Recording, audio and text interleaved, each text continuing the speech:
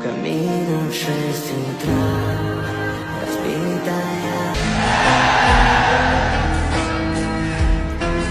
মানুষটা নিজের শত্রুর সাথেও ইনসাফ করতে চাইতো, এখন যদি তার ইনসাফটাও কেউ না করতে পারে।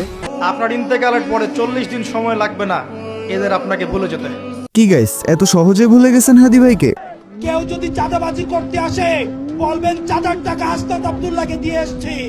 সার্জিস আলম একটা চোরের মতো শেখ হাসিনার সামনে এভাবে দাঁড়িয়েছিল। ওই ছবিগুলো আমাদের কাছে আছে।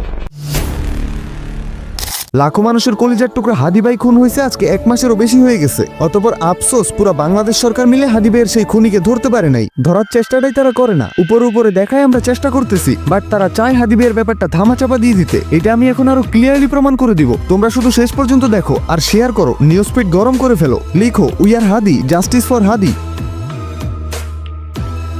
ফ্ল্যাটের পর আবার ওসমান হাদির পরিবারকে নগদে 1 কোটি টাকা দিচ্ছে সরকার।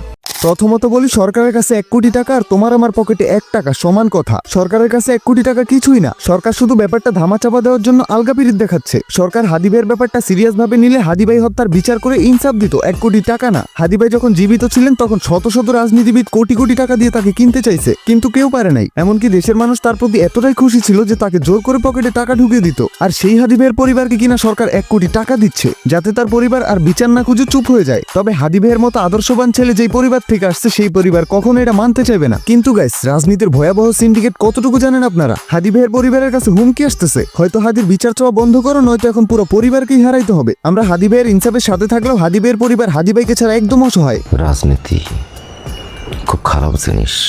এবার আসেন আপনাদের অনেকের হিরো সার্জিস আলমের কাছে। দেখেন, কাঁধে কাঁধ মিলিয়ে কাজ করতেছিলেন তারা। তবে আজকে সেই সার্জিস আলম কি হাদি ভাইয়ের কোনো কাজে আসতেছে? একটু বুঝেন আগে আপনারা। হাদি ভাইয়ের ইনসাফ পাওয়ার জন্য টিকটক আর ইউটিউবার ফানি ভিডিও ক্রিয়েটররা পর্যন্ত প্রতিবাদ করতেছে। যে মানুষটা নিজের শত্রুর সাথেও ইনসাফ করতে চাইতো, এই ইনসাফের জন্য তাকে জীবনও দিতে হলো। এখন যদি তার ইনসাফটাও কেউ না করতে পারে, তাহলে এই দেশে ইনসাফ নামের শব্দটাই থাকবে না। তুমি কে, আমি কে? বাট এই সার্জিস আলম কি এখন হাদি ভাইয়ের ইনসাফ নিয়ে কথা বলতেছে? গাইস, কেউ যাবা না, 25 সেকেন্ড ওয়েট করো, আবারও মেইন টপিকে আসতেছি।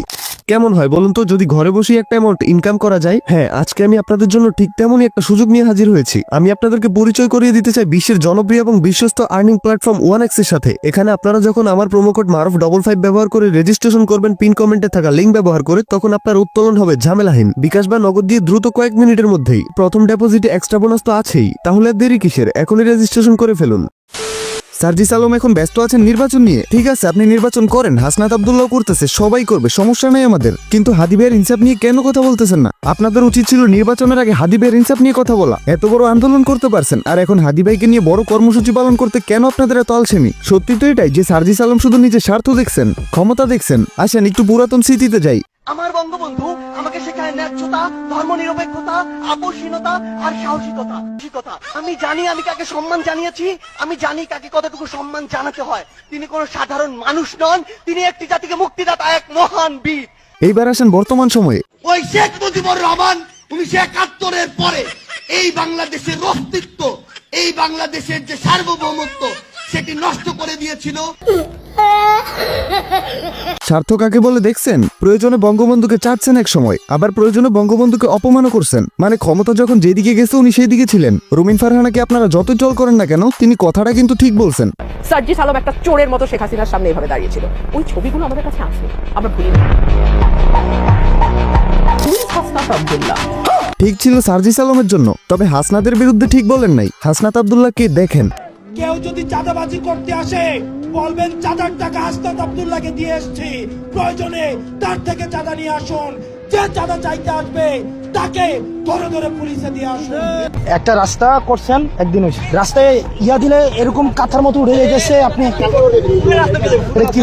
আমি বলবো না যে হাসনাত আব্দুল্লাহ আমাদের দ্বিতীয় হাদি, কারণ ওসমান হাদি একটাই, ওসমান হাদির বিকল্প হবে না। তবে এটা বলবো, হাদি ভাই যেসব চিন্তাধারা পরিকল্পনা করছিল সেগুলো বাস্তবায়ন করলে একমাত্র হাসনাত আব্দুল্লাহই করতে পারে। বাকি সবাই স্বার্থবাজ, ক্ষমতালোভী।